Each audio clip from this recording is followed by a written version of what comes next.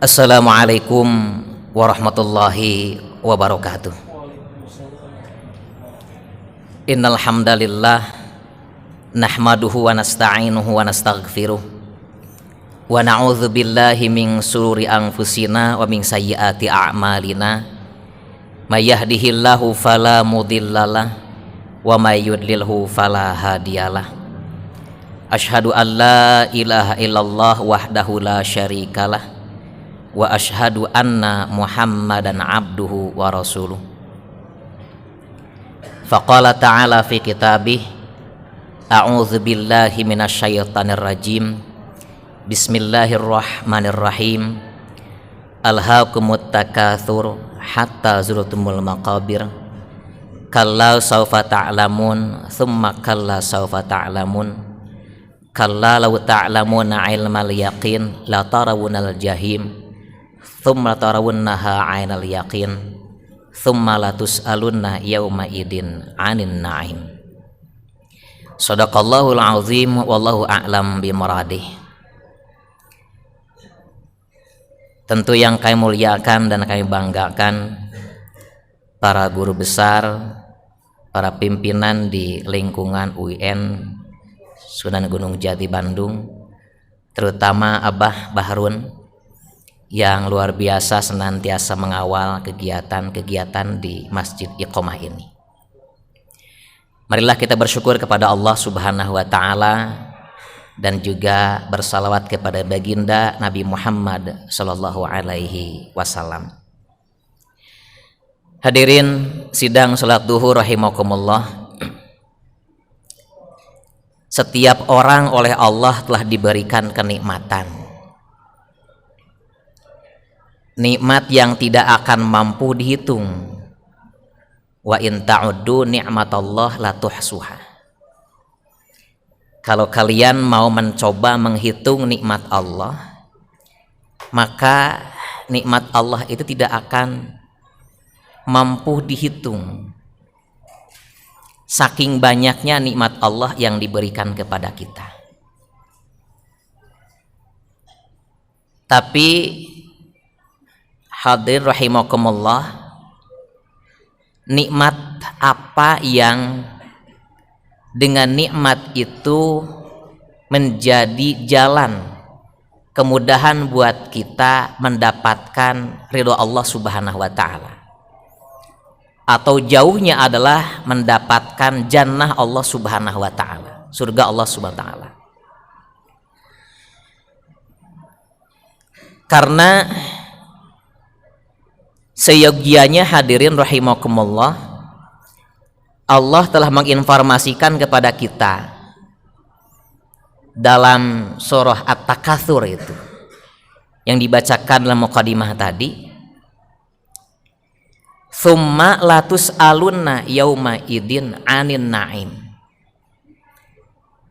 Kemudian pasti akan ditanyakan pada hari itu, yang dimaksud adalah pada hari kiamat, atas nikmat-nikmat itu, anin na'im, atas nikmat-nikmat.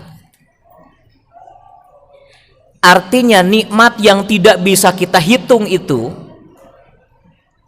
nanti satu persatu oleh Allah akan ditanya. Yang tadi kita nggak akan bisa menghitung itu, oleh Allah akan ditanya. Artinya Allah mengetahui nikmat yang diberikan kepada kita. Syai'an fa syai'a, qalilan fa qalila.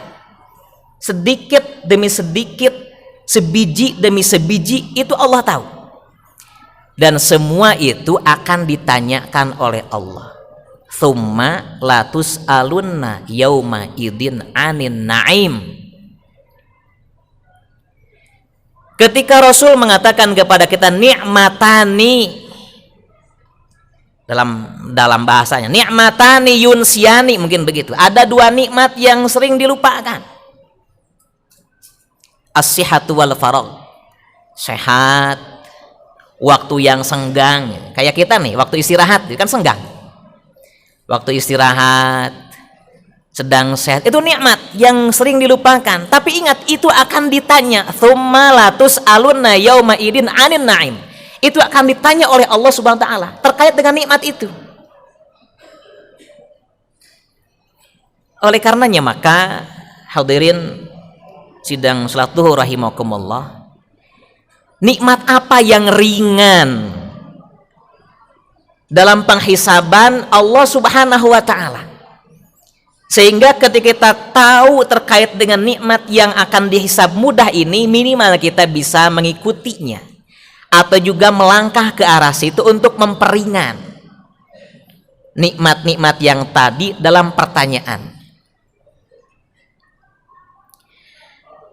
Hadirin rahimakumullah, Imam Al-Ghazali menyampaikan dalam kitabnya Ihya Ulumuddin, kata beliau, ada 3 nikmat yang bebas dari penghisaban Allah Subhanahu wa taala. Ada 3 nikmat yang akan bebas penghisaban oleh Allah Subhanahu wa taala. Artinya nikmat waktu, nikmat makan, nikmat berbincang-bincang, nikmat tinggal di situ, ini akan dibebaskan penghisabannya oleh Allah SWT. Tidak akan ditanya pada hari yauma idin tadi, tidak akan dihisab di yauma idin tadi. Apa yang pertamanya? Beliau menukil sebuah hadis, yakni indas sahur, ketika seseorang itu sahur. Orang yang bersahur sejak dia mulai bangun, menikmati televisi ketika dia sedang bersahur, bahkan dia bercengkrama dengan keluarganya ketika bersahur, makan sahurnya sebanyak apapun waktu dia sahur, itu terbebas dari hisab Allah Subhanahu wa taala. Itu yang pertama. Karena inna fis sahuri barokatun, sesungguhnya dalam sahur itu ada berkah. Wa ma'nau la yuhasibu fi yauma idin, bahwa yang dimaksud itu adalah barokahnya itu tidak akan dihisab di hari penghisaban tadi. Yang kedua kata Al-Ghazali adalah indal iftar, ketika orang itu berbuka, waktu yang dihabiskan buat berbuka 1 jam 2 jamnya dia berbuka, yang penting dia berbuka dari saumnya itu, hadza kadzalika, ini juga yang dimaksud hadis Nabi, ta'ajjalu fil futur fa inna fil futura barokatun, segeralah kalian dalam berbuka karena dalam berbuka itu adalah berkah. Wal muradu huna, kata beliau, yang dimaksud dengan barokah di sini adalah la yuhasib, tidak akan dihisab. Apa yang ketiganya? Yang ketiganya kata Al-Ghazali adalah al-aklu ma'a ikhwan, makan ataupun minum beserta sahabat kita, beserta teman kita. Artinya makannya nggak sendiri gitu.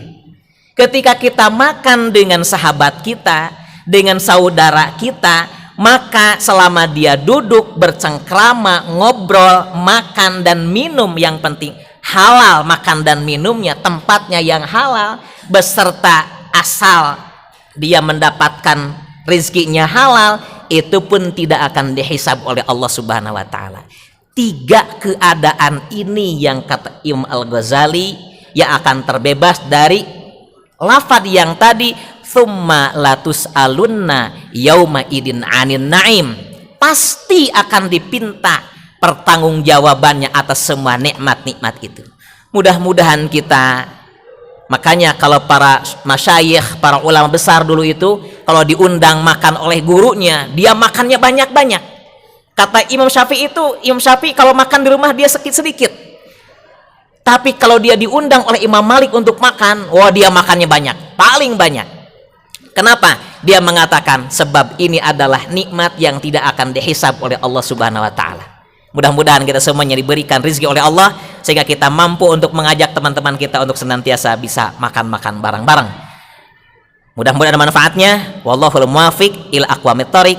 Assalamualaikum warahmatullahi wabarakatuh.